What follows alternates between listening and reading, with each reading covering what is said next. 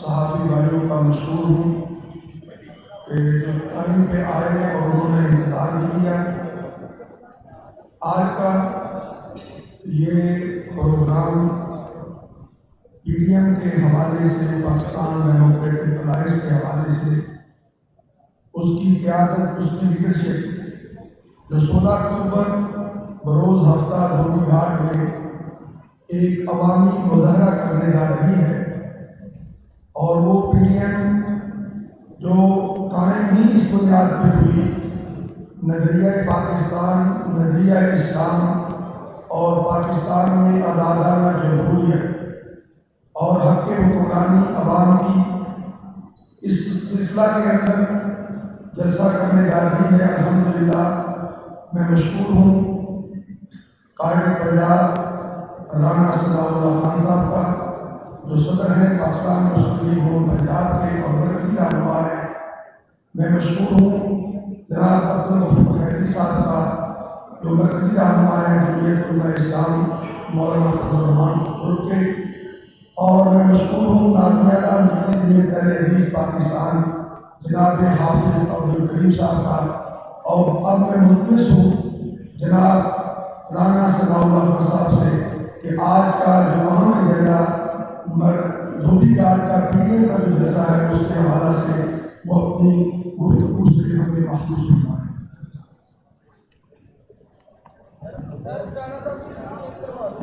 بس ٹھیک ہے،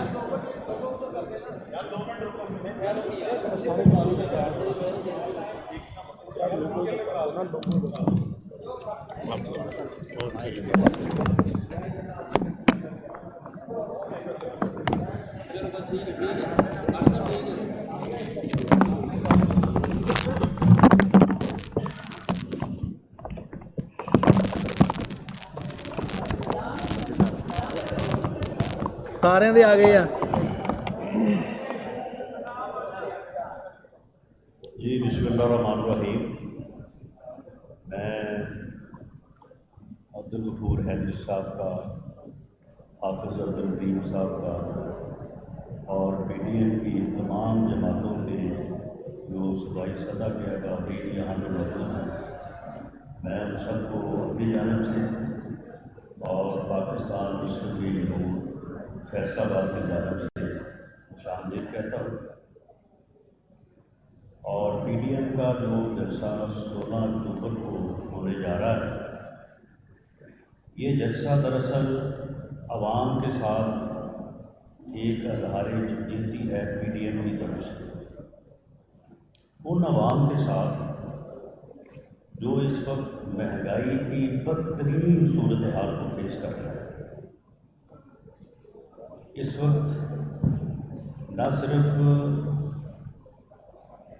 ضروریات زندگی کہ جن میں روز مرہ کے استعمال کی چیزیں ہیں، نہ صرف کہ وہ مہنگائی کی انتہا کو چھو چکی ہیں، بلکہ اس وقت کوئی حکومت نام کی چیز نہیں ہے۔ ایک آدمی اگر اپنی دکان پہ ایک چیز اس وقت وہ 10 روپے کی بیچ رہا ہے، تو 10 منٹ بعد اس پہ وہ اگر 30 روپے طلب کرنا شروع کر دے تو اسے کوئی پوچھنے والا نہیں ہے۔ حالت یہ ہے کہ گورننس نام کی کوئی چیز پورے صوبے میں بلکہ پورے ملک میں جو ہے وہ نہیں ہے۔ وزیر اعلیٰ ہاؤس جو ہے وہ اس وقت ٹروٹوں کی آماجگاہ ہے۔ وہاں پہ سیکٹری لیول سے لے کے اسسٹنٹ کمشنر تک اور ڈی ایس پی سے لے کے آر پی او تک ہر سیٹ کا، ہر پوزیشن کا جو ہے وہ سودا ہوتا ہے۔ وہاں پہ ٹراؤٹ بیٹھے ہیں، آپ جا کے بولی لگائیں اور اپنی مرضی کی جو ہے وہ سیٹ آپ حاصل کر سکتے ہیں۔ دفاتر میں حالت یہ ہے کہ لوگ اب خود منہ سے یہ کہتے ہیں کہ جو کام جو ہے وہ پہلے 10 روپے میں ہوتا تھا آج وہ اس کے 5000 مانگے جا رہے ہیں۔ ہر طرف جو ہے وہ رشوت، اقربا پروری اور بیڈ گورننس کا جو ہے وہ دور دورہ ہے۔ تو پھر عوام یہ سوال پوچھنے میں حق بجانب ہے کہ آج سے 7 سال پہلے کرپشن کا بیانیہ دے کر اس کٹ پتلی کو کنٹینر پہ کیوں چڑھایا گیا تھا؟ اسے کنٹینر پہ چڑھا کے اس وقت ملک کو ترقی کی طرف جانے سے کیوں روکا گیا؟ اس ملک کی سیاسی اخلاقیات کو کیوں تباہ کیا گیا؟ اس ملک میں اوئے توئے کا کلچر کیوں روشناس کروایا گیا؟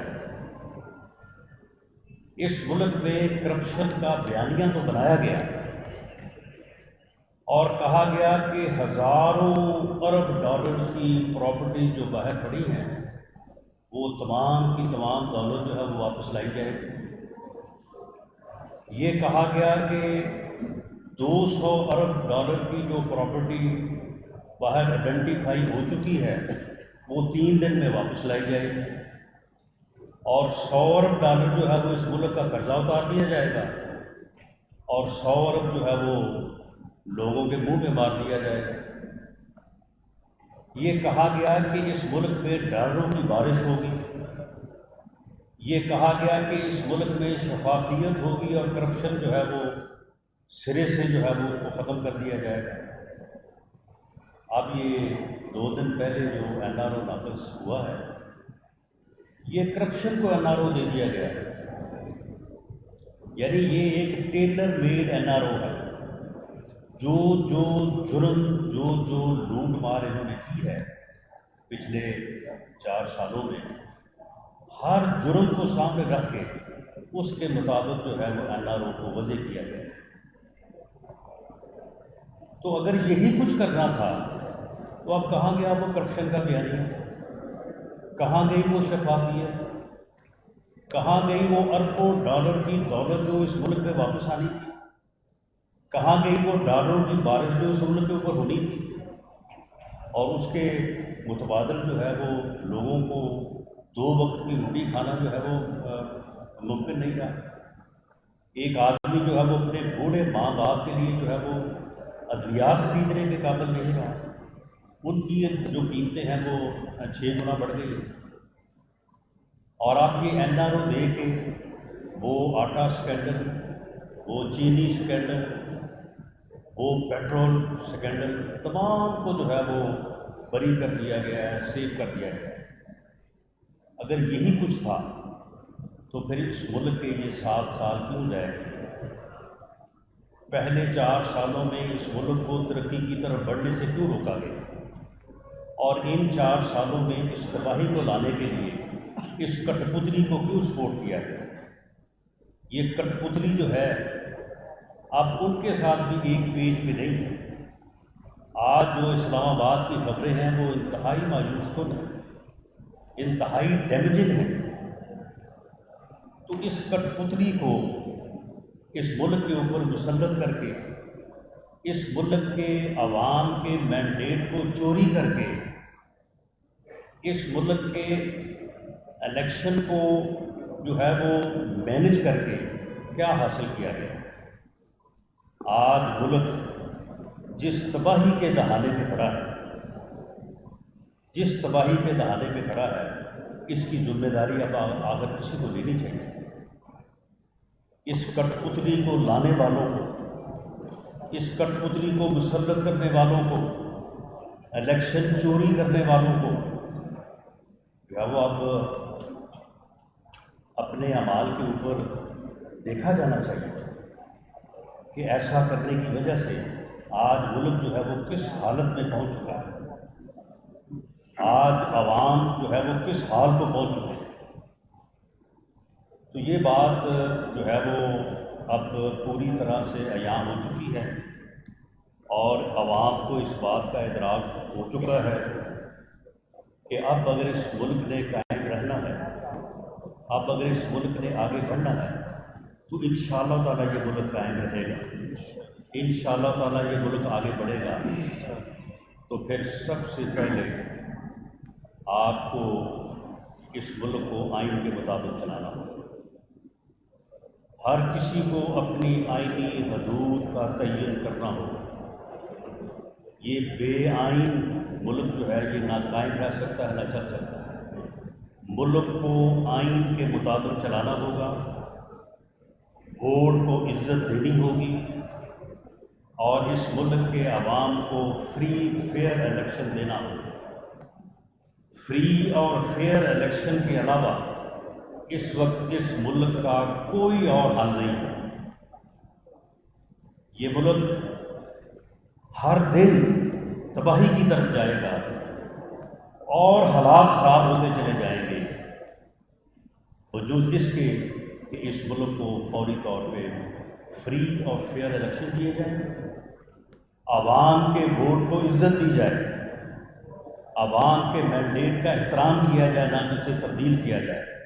आवाम जिसके हक़ में फैसला करे, हम कोई अपना हक़ जो है वो फायक नहीं जानते, हम ये जो है वो आवाम की स्वाबदीद पे छोड़ते हैं।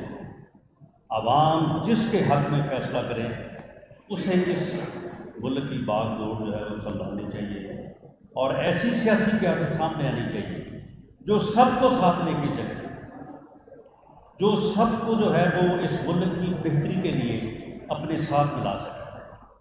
ऐसी क़यादत नहीं कि जो अफ़गानिस्तान में तो मुज़ाकरात करने पे यकीन रखती हो लेकिन कि लीडर ऑफ द अपोजिशन के साथ हाथ मिलाने पे यकीन न रखती, जिसे अपने मुल्क की सियासी क़यादत से, सियासी जमातों से जो है वो बू आती, नफरत। ऐसी क़यादत जो है वो इस मुल्क को आगे लेके नहीं जा सकती और अब इस मुल्क का इसके अलावा कोई और जो है वो सूरत हाल नज़र नहीं आती कि इस मुल्क में फ्री और फेयर इलेक्शन करवाए जाएँ। पाकिस्तान मुस्लिम लीग नून एक सियासी जमात के तौर पे भी और PDM के हिस्से के तौर पे भी और PDM के हमारे कायद जो मौलाना फजल रहमान हैं उनकी क़यादत में इस मुतालबे को अपने प्लेटफॉर्म से भी और PDM के प्लेटफॉर्म से भी भरपूर तरीके से जो है वो इसको उठाती है और 16 अक्टूबर को इंशाअल्लाह ताला जो PDM का जलसा है जिसमें PDM की तमाम जमातों के मरकज़ी कायदीन इंशाअल्लाह ताला तशरीफ़ लाएंगे। पाकिस्तान मुस्लिम लीग नून के तमाम MLA MPA टिकट होल्डर साहबान, हमारी ज़िले और शहर की तंजीमें, हमारे तमाम विंग्स, ख़वातीन wing, youth wing, labour wing, lawyers wing, सब जो है वो इस बारे में अपनी मीटिंग्स कर चुके हैं। मज़ीद इस बारे में आने वाले 3-4 दिनों में भरपूर तरीके से जो है वो अपने आप को मुतहर्रिर करेंगे और इंशाअल्लाह ताला 16 अक्टूबर को फैसलाबाद में ऐसा इज्तिमा होगा कि फैसलाबाद में इंशाअल्लाह ताला फैसला हो जाएगा इस कठपुतली हुकूमत के ख़िलाफ़ और इंशाअल्लाह ताला ये मुल्क जो है ये बहुत जल्द फ्री और फेयर इलेक्शन की तरफ आगे बढ़ेगा। जी अब सारे दोस्त बात कर लें, उसके बाद क्वेश्चन लें। ये अब्दुल गफूर हैदी साहब की गुफ्तगू के बाद मरकज़ी जमीयत अहले हदीस जो इस जलसा की मेज़बान है उनके मरकज़ी नाज़िम आला सैयद हाफ़िज़ अब्दुल करीम साहब भी तशरीफ़ फरमा है, वो मुख्तसर गुफ्तगू फरमाएंगे। उसके बाद फिर जो हमारे साथी भाई हैं उनका सवालों का सिलसिला शुरू होगा।